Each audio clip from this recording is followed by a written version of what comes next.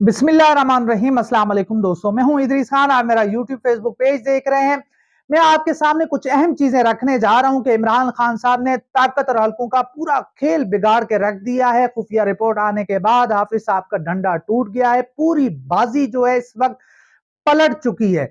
वो लोग जो कह रहे थे कि जी इमरान खान साहब मकबूलियत खो चुके हैं, जिस तरह आपने देखा कि 9 मई के बाद इमरान खान साहब की पार्टी को तोड़ा गया। इमरान खान साहब की पार्टी के वर्कर्स, जो अहम रहनुमा थे, जिनके गिर्द जिस तरह से घेरा तंग किया गया, चादर चार दीवारी का तकद्दुस पामाल किया गया, तो उसके बाद एक बयानिया बनाने की कोशिश की गई कि जी इमरान खान साहब जो मकबूल थे, जो मुल्क के पॉपुलर लीडर थे, वो अब उस तरह से मकबूल नहीं रहे हैं, वो अपनी मकबूलियत खो चुके हैं। मगर मैं दावे से आज ये बात आपके सामने रख रहा हूं कि आप आज किसी भी गली मोहल्ले में चले जाएं, आवाम से पूछें कि आप वोट किसको देंगे, आप अगले इलेक्शन में किसको सपोर्ट करेंगे, आपको एक ही बात मिलेगी, इमरान खान, इमरान खान, इमरान खान।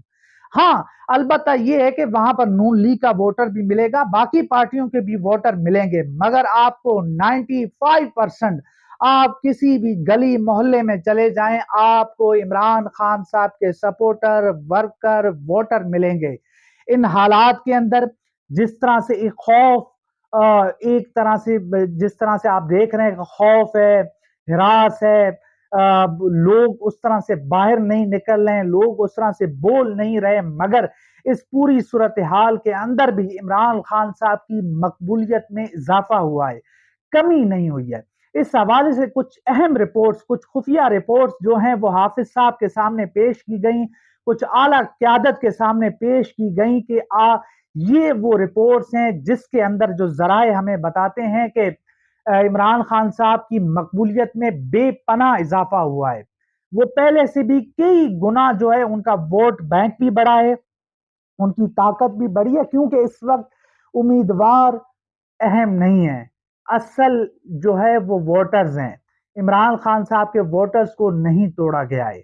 वो लोग टूटे हैं जो फसली बटेरे थे, जो किसी पार्टी से आए थे, किसी की ख्वाहिश के ऊपर आए थे, वो लोग इस वक्त इमरान खान साहब को छोड़ के जा चुके हैं। मगर जो नजरियाती कारकुन थे, जो नजरियाती लीडर थे, वो आज भी इमरान खान साहब के साथ खड़े हुए हैं, डटे हुए हैं। इमरान खान साहब ने कह दिया है कि वो आखिर तक लड़ेंगे, आखिरी टाइम तक लड़ेंगे, जदोजहद करेंगे, वो मुल्क से बाहर नहीं भागेंगे। उनके आगे कुछ चीजें आ रही हैं कि जी उनको जो है एक ऑफर कराई गई कि आप और आपकी फैमिली मुल्क से बाहर चली जाए और फिर ये तमाम तर चीजें सेट हो जाएंगी, आप पार्टी की आदत किसी और को दे दें। मगर इमरान खान साहब डटे हुए हैं, खड़े हुए हैं। उन्होंने कहा कि मैं आखिरी दम तक, सांस के आखिरी दम तक लड़ूंगा, जब तक मुझे मौत नहीं आ जाती तब तक मैं लड़ता रहूंगा, मैं पीछे नहीं हटूंगा। लड़ भी यही रहा है।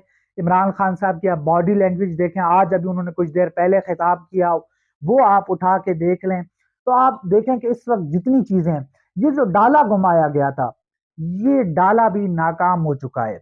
डाले को जिस तरह से पंजाब पुलिस की शक्ल इख्तियार कर चुका है, जिस तरह से आप देख रहे हैं कार्रवाइयां हो रही हैं, लोगों को उठाया जा रहा है, मावरा कानून चीजें हो रही हैं, अदालतें बेबस हैं, जजेस रो रहे हैं, कुछ कर नहीं पा रहे हैं। इस पूरी सूरत हाल के अंदर इमरान खान साहब की मकबूलियत में इजाफा होना और ताकतवर हल्कों के लिए मजीद परेशानी का सबब बन रहा है।